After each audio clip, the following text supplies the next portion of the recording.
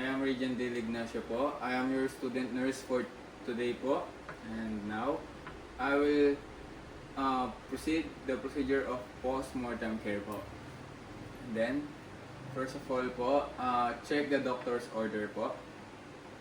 Then, after pong ma-check ng doctor's order, I will do the hand hygiene na po.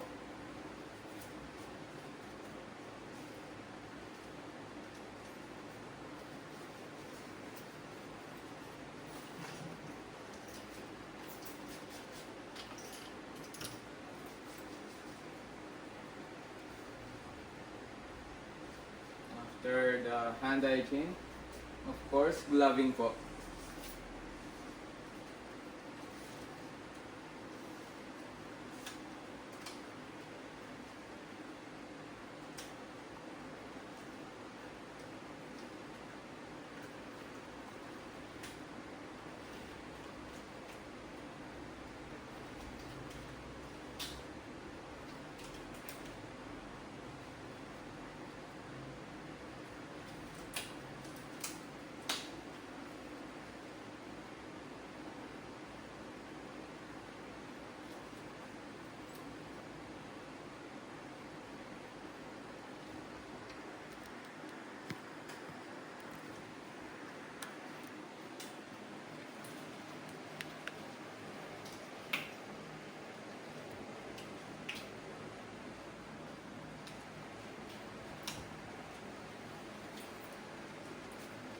And after po ng gloving, I will do the post-mortem care na po. And first po, tatakpan po natin syempre yung mga possible po na pwedeng labasan po ng fluids sa patient, like mga butas katulad po ng eyes.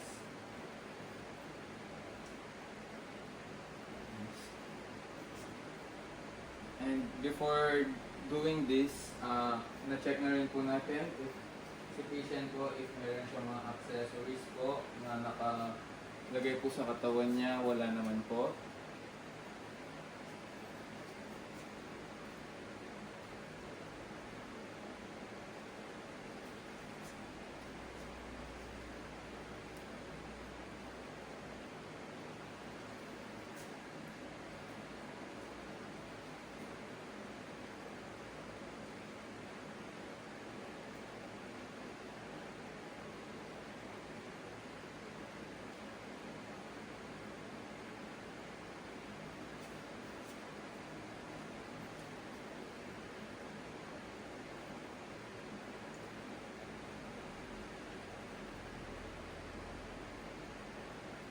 After that po,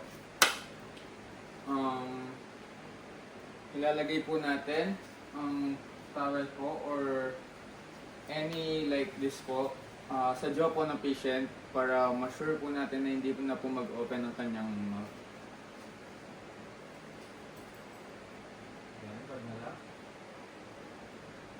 But before doing this procedure po, of course, dapat na-verify po yung patient.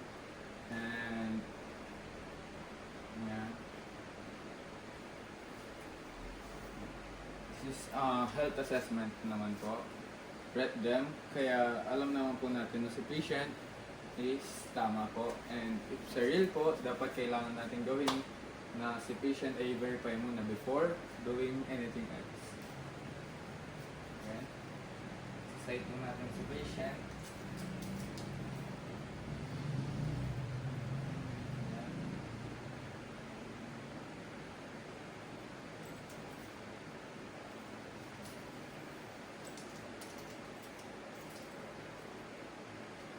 After,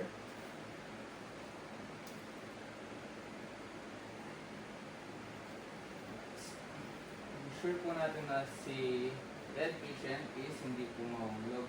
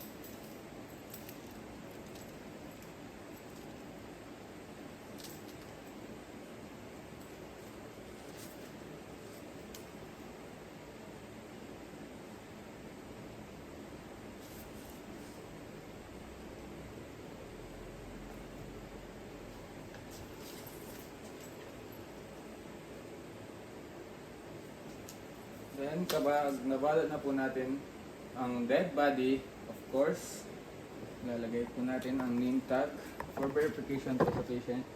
Kanyang paa.